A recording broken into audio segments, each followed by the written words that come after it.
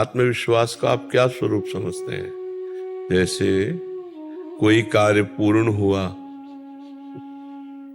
मैंने पूरा किया, ऐसा लगना आत्मविश्वास है? कैसा मतलब आपने आत्मविश्वास को क्या देखा कि मैंने ऐसा किया? किसी कार्य की सफलता होने पे आत्मविश्वास। वही मैं पूछ रहा हूं। तो उसमें अगर आप भगवत कृपा देखें, नहीं कि भगवान की बड़ी अहेतुकी कृपा हुई कि इस कार्य में मुझे क्षमता दी कि मैं सफलता प्राप्त करूं और सफल हुआ। मूल में तो भगवान ही है ना।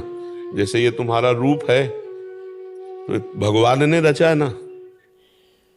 आपकी तो इसमें कहीं कोई कारीगरी नहीं ना। तो आप में जो पावर दिया है बौद्धिक और शारीरिक, वो किसके द्वारा दिया हुआ है? भगवान के द्वारा। तो जितने भी कार्य पूर्ण होते हैं वो दो से ही होते हैं, बौद्धिक स्तर से और शारीरिक क्षमता जो हमारी होती है। कोई बौद्धिक स्तर के कार्य होते हैं, कोई शरीर बल से पूरे होते हैं। तो दोनों बल भगवान के द्वारा ही दिए हैं ना। तो हम अहंकार के लिए रास्ता ही नहीं रखते हैं। भगवान ने हमें ऐसा बल दिया और भगवान की कृपा से सफलता प्राप्त हुई। तो इसे परम पवित्र विश्वास आपका दिन प्रतिदिन भगवान के प्रति बढ़ता जाएगा और आपकी जीवन की यात्रा पूर्ण होगी।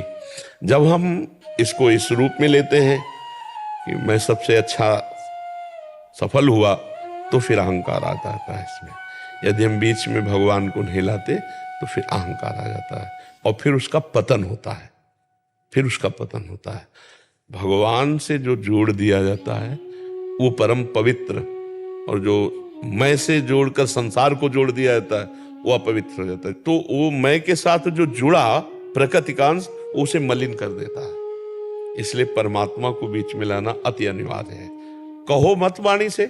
वाणी से तो यही है कि आपको इनाम मिल रहा है, आप हर्षित हो रहा है, पर आपको अंदर से कि ये सब मेरे भगवान की कृपा से हुआ है, क्योंकि उस परमात्मा ने मुझे बुद्धि दी, मुझे बल दिया, उन्हीं के बल से बुद्धि से ये सब काम हुआ। तो अंदर ही अंदर हम खुशी होकर उसकी जय मना रहे हैं। अगर हम हार जाते हैं तो फिर वो भी भगवान की। हाँ, सुख दुखे समय कृत्वा लाभा लाभो जया जयो, यही सच्चे भक्त की पहचान, यही सच्चे ज्ञानी की पहचान। ठीक है ना। बहुत अच्छे, ऐसे चलो। अहंकार के लिए कोई जगह मत रखो। अहंकार उसे कहते हैं सफलता पर स्वयं को रखना। सफलता पर स्वयं को रखना उसे अहंकार कहते हैं। कुछ भी अगर कहीं भी मैंने इतने खिताब प्राप्त किए, मैंने, अभी उसका अहंकार बढ़ रहा है। और भगवान की कृपा से ऐसा ऐसा ऐसा सब ये सहज स्वभाव में है। अंदर से भगवान की बात रखे जरूर। अगर भगवान की बात नहीं रखेगा तो फिर वो अहंकार आ जाएगा और वो फिर गलत करवाएगा। अब जैसे बड़े बड़े उसमें हर्षित हुए जीत कर, तो फिर शराब है, ये व्यभिचार है, ऐसे बढ़ता चला जाता है और वो गिर जाते हैं, वो पतित हो जाते हैं। तो विजय तो वही है कि माया पर विजय प्राप्त की जाए, इंद्रियों पर विजय प्राप्त की जाए। क्यों? अगर आप विजयशील जगत में हो तो सच्ची विजय है कि आप अपने पर विजय प्राप्त कर लो। आपसे कोई गंदा काम ना हो, किसी का अहित ना हो, आप इंद्रियों पर विजय प्राप्त कर लो, मन पर विजय प्राप्त कर लो, तो सच्ची विजयी होगी कि नहीं?